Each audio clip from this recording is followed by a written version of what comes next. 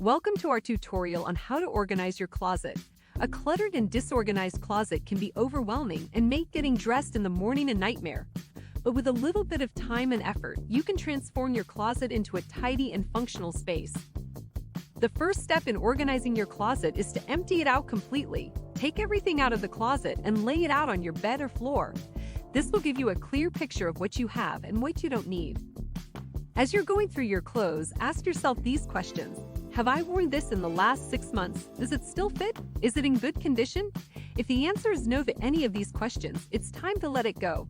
You can donate or sell clothes that are still in good condition and are not being used. Make a pile for clothes that you want to get rid of.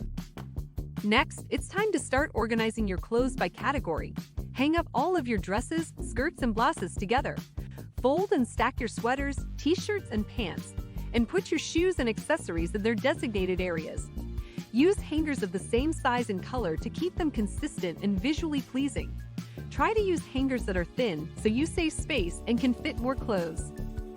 Don't forget to organize your closet by color too. Not only will this make it easier to find what you're looking for, but it also makes for a visually pleasing display. Start with the lightest color and end with the darkest color. This will make it easy to find what you are looking for. And that's it. A little bit of time and effort goes a long way in making your closet a functional and organized space. Keep in mind that organization is an ongoing process, and it's important to maintain it on a regular basis. You can set aside time every month or every season to go through your closet and get rid of clothes that you no longer wear. Thanks for watching and happy organizing. Don't forget to subscribe to our channel for more organizing and decluttering tips.